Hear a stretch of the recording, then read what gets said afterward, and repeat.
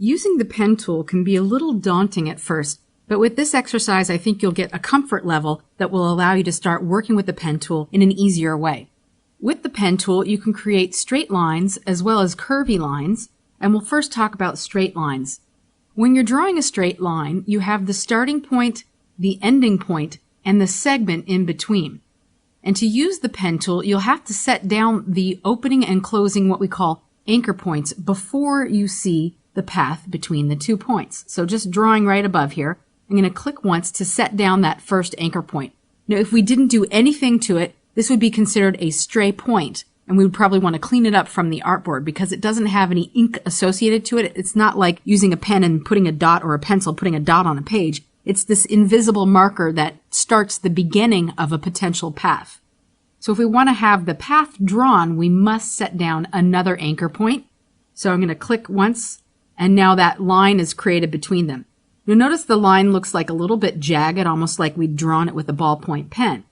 I'm going to undo that. If you want to constrain your lines and make them perfectly straight, hold down your Shift key before you click to set down that next anchor point. So now we've got 2 anchor points and the path drawn between them. While the path is selected, you can continue adding to the path with a series of clicks. Each click can be as far or close to the next as you like.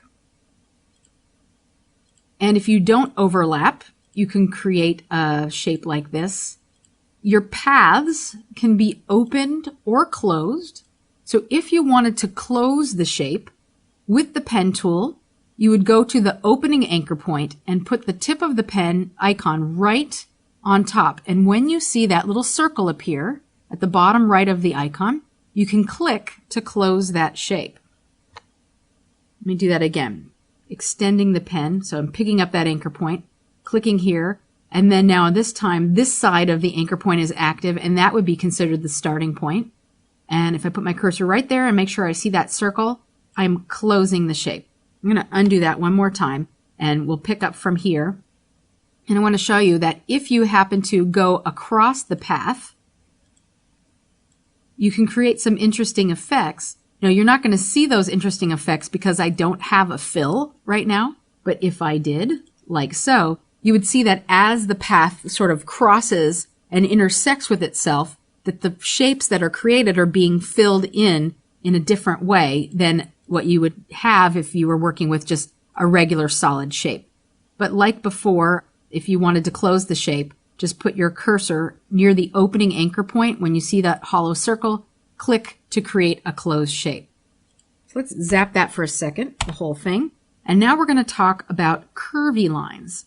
Let me unlock this and select that curvy line so that you can see the anchor points and what we call direction handles. So curvy lines are called Bezier curves, named after a French guy whose last name was Bezier, who invented sort of the mathematical rules that these curves would follow along different mathematical planes.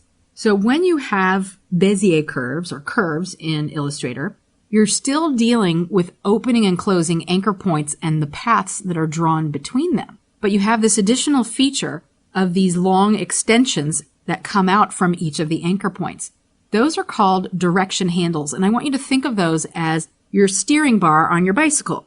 So you're steering the line. The line on the left of an anchor point will steer the path segment behind it, and the one on the right, the path segment above it, or vice versa, depending on which direction you're drawing in. So here in the center, we have an anchor point with the direction handles, and this one here controls this half of the path. Whereas on this anchor point, this direction handle handles the shape of this half of that same curve. So you need 2 direction handles to create a nice smooth arc. Now this direction handle is going up in this direction, and it's taking care of the curve direction of this half of the line segment. And likewise, this direction handle deals with the curvature of the other half. At the ends of the direction handles are these little dots, and those dots can be selected and wiggled to change the direction of the curve. You can also increase and decrease the length of the direction handles, and as you change those, the whole integrity of the line shifts with them. In addition, when you have your white arrow selected, the Direct Selection tool, you can reposition any anchor point at any time. So what this does, it gives you so much flexibility and freedom. So you can draw a shape, and then if it's not exactly the way you wanted, you can come back in with your white arrow and make any fine-tune adjustments until you get it exactly the way you want it. Sometimes the hardest part is just getting the line out in the first place, and then the refining of it goes so much quicker. I remember the first time I saw someone work with the pen tool in Illustrator several years ago. The guy just went boop, boop, boop, boop, boop, boop, boop, and he created a ketchup bottle. And I was mesmerized. How did he do that? Well, he was working with Bezier curves, and he had mastery over the tool, so he was able to create all these specific shapes. So let's now lock this layer, and we'll create some Bezier curves of our own. Now that layer 2 is locked, and that has all of our diagrams on top of it. So we want to be selecting layer 1 so that we can actually draw on top of it. I'm going to grab a different color besides red so that you can see the new lines as I'm drawing them. You'll start by putting your pen tool right on this gray dot, and if you want to constrain like I'll be doing, you'll hold down the Shift key. So when you're creating a curvy line, it's not click and then click. You're not going to be going from here to here because that would create a straight line. Rather, you're going to click and drag in the direction that you want your line to flow. So now I'm holding down my Shift key and releasing. I have an anchor point and direction handles, but no actual mark on the artboard. As a matter of fact, let me shift the color because this color seems to match the color that I've selected. So let's do something else that's really bright, like a pink. Now I have that first anchor point, and I need to create a second anchor point so that you can actually see my path. So I'm going to click here and drag downward and release on top of the hollow red circle. I'll also hold down my Shift key as I drag to constrain, and I'll have a nice even line path drawn between those. So clicking and dragging downward, holding my Shift key and releasing. So now you can see that path that's drawn between my first and my second anchor point. Now if I want to create a scalloped edge sort of in the same way as this, when I click down at this third gray dot, I'm going to click and drag upwards because I want my curve to sort of go in an S pattern like so. So clicking and dragging, holding down my Shift key like so, and dragging upwards and releasing. And then I'll do the same thing here in the opposite direction. Clicking and dragging downwards, and clicking and dragging upwards and releasing. So now I've created this fine wavy line where my anchor points are pretty much in alignment. And if I really need to work in a precise way, I would turn on my grid and possibly drag some guides into the artboard to really make sure that I'm clicking exactly where I'm supposed to be clicking. There's also an option to turn on your smart guides. So while you're drawing, and let me just delete that and we'll do that again. With your smart guides turned on, you can see that your cursor shows you a bunch of information. So for instance, when I go to click here, I'm assured of being in alignment with the original anchor point. Clicking and dragging downward. Now, some people love having the smart guides on because it really helps them with positioning, and some people find it very distracting. I usually leave it on for most of the work that I'm doing while I'm working. However, if I'm tracing any artwork, I find that it gets in the way and sometimes will snap me to points that I don't necessarily want to snap to. So for this demonstration, I'm going to hide those by turning them off. You could do Command or Control U to toggle smart guides on and off. And to release a line, hold down your Command or Control key. It will turn your cursor back into the black arrow so you can click away onto your artboard and release the path so you can begin drawing. Again, no, I didn't get exactly on those gray dots. So if I wanted to go back and refine the position of the anchor points or the direction handles, I can certainly go back in and do that at any time. For that matter, I can change the shape and direction of my direction handles to really get different looking lines. So maybe I want to have something that bows out like this. For this one, we'll make it bow out in the other direction. So the integrity of the line or the shape of the line is totally editable at any time. Now let's talk for a second about switching from straight lines to curvy lines or curvy lines to straight lines, or adjusting the direction of a line when you're working, like to create this scallop.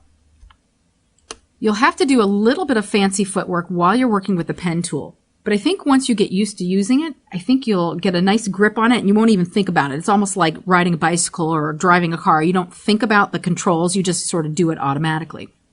So the first thing you would do is click on the line to set down your anchor point, and then click again, but you're going to need direction handles because you want to create a curve. So for this one, it would be a clicking and dragging downward. If you want to constrain, hold down your Shift key as you drag. Now notice what's happening is I'm getting an arc. So what I really need to do is click first to set down the anchor point, but then I want to drag out direction handles. And to do that, you're going to hold down your Alt or Option key after you release the mouse. So let me do that again. Clicking once, clicking to the side, so you set down the anchor point for the straight line, holding down your Alt or Option key with the mouse key still depressed, and pulling a direction handle out of the anchor point. If you want to make sure that that line is constrained, then you can add your Shift key, and then you can come over here, hold down your Shift key, and create the other side of the curve, holding down your Command or Control to release the path. Now let's do the reverse down here.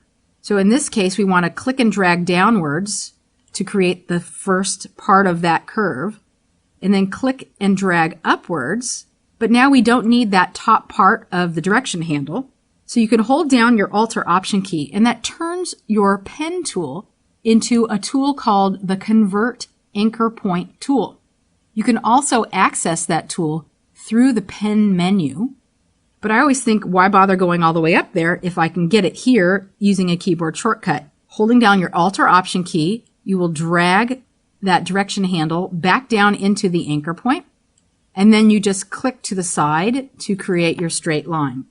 Sometimes if it doesn't make the line, you might need to re-pick up that anchor point by clicking on it to activate it, and then clicking again. Now, if you're going to do a curvy line, you need to do something similar working with the Convert Anchor Point tool. So we're going to click and drag upwards, and then click and drag downwards. But before we release our mouse, and I'm just going to put the line slightly above what's there on the diagram. Before we release the mouse, we're going to hold down our Alt or Option key, and we're going to swing that direction handle up and drop it right on top of the one that was there before. Now we need to click and drag downwards right here to create that second arc. I'll just bring it up again. Holding down Alt or Option before you release your mouse so that you can drag that guy around. And hold down your Shift key so it drops right on top of the one that was there before. Let's do it again. Clicking and dragging downwards. Then holding down Alt or Option to swing that guy around. And clicking and dragging downwards like so. So there's your scalloped line. Again, if you want to come in and refine, grab your white arrow, reactivate the path, make adjustments as needed. Now you can create closed shapes with the pen tool, even curvy closed shapes like this egg and this heart. But you still will need to invoke the keyboard shortcuts to make it happen. So starting here, I would probably put my cursor at the very tippy top, and I'm going to hold down my Shift key and drag out to the side. Then, right below it, I'm going to hold down my Shift key and drag out another line that's roughly the same length to the side. And then back up here, I want to close the shape, so I'm going to put my cursor right on top of that anchor point. But in this case, I'm going to hold down the Alt or Option key as I drag in the same direction as the first direction handle, dragging to the right. I'll also hold down my Shift key to make sure that that path constrains into a nice, clean shape. Let's do the heart. In this case, we're going to click and drag upwards in the direction we want that curve to flow. And then we'll click here and drag downwards and just try to mirror that shape, although don't worry about being perfect because we can always come in and refine. However, now the next curve needs to go up and over, so we're going to hold down Alt or Option and drag our direction handle roughly in the same line opposite the one that was there before for the other side. And then we want to close this path. So cursor on top of the opening anchor point till you see the little hollow O. Hold down Alt or Option.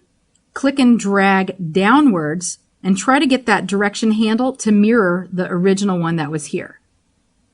So if you look for the horizontal position and the relative length, you should get close to a mirror copy. Now in this case, it's not an exact replica of the original that was there before, but it's a fairly even-shaped heart nonetheless. Let's talk about tracing objects. You can place an object into your artwork, and this is in the locked layer, so I can easily trace on top of it. And this is one of those times where I think definitely turning on Smart Guides is helpful because you don't want it to snap in a place that you didn't want to. It just makes more cleanup for you. All you would have to do is just start clicking and dragging. If you know you need a straight line, you don't have to click and drag, but if you know you need a curvy line, you can just click and drag. You can zoom in, or you can stay out like this, and then you could zoom in later and refine with your white arrow. Like I just made a mistake there, so I could undo. Make sure you've got that anchor point selected so you can continue picking up the path while you're drawing. And depending on your needs, and I'm not going to worry too much about precision at this point, but depending on your needs, you might just need a general outline of a shape and not a perfect shape, or you just get the general outline first and then go back in and refine. So I'm just going to go really fast here and not worry about perfection. Like I said earlier, sometimes it's just getting the original shape drawn, and then refining goes so much faster. So now I want to close that shape, make sure that you see that hollow O at the bottom of your pen tool, and click once to close it. So now I could fill this shape with another color if I wanted to. That's an awful color. How about something lighter? Okay, so now let's move up here and we'll talk about modifying shapes. So we've created a couple sets of circles and squares.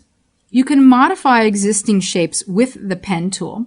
So let's grab the pen tool, and if we hover our cursor on top of the selected shape, you'll notice that the pen tool turns into a minus sign, which means that we can click to delete an anchor point. That tool, the delete anchor point tool, is also available as its own separate tool here. You could also use the add anchor point tool just by clicking once. It doesn't put the circle back the way it was, but you can certainly activate that anchor point and drag it and then modify the direction handles to try and get the circle back to the way it was. Now, this is different than selecting a shape and then selecting, let's just grab this one anchor point. So if we select this one anchor point to make it active, we can modify the direction handles on either side, or we can select that anchor point and delete it. Now notice when I deleted it, rather than just removing that anchor point with the pen tool, it actually removed some of the path. So if I were to select this path again and then use my pen tool, my regular pen tool, and then delete that anchor point, you'll see that it created a closed shape. So there's two different ways of deleting an anchor point depending on whether you want to keep your closed shapes closed or open them up. So you could do something similar with the square shape. So we'll show you removing an anchor point with the pen tool versus removing an anchor point with the delete key, open and close shape. Also with the pen tool, you can take any anchor point and you can add additional anchor points by clicking anywhere. You could also drag out direction handles from any corner point and make it into a curvy corner. Holding down your Alt or Option key gives you the Convert Anchor Point tool, so you can drag out direction handles from any corner, and from any curvy line, you can create a corner just by clicking right on the anchor point. That will make the direction handles completely disappear. So you're never stuck with anything that you do. The paths are infinitely editable, and if you use a combination of all of the pen tools as well as the arrow tools, the direct selection tool, you should be able to modify and manipulate your paths to your heart's content.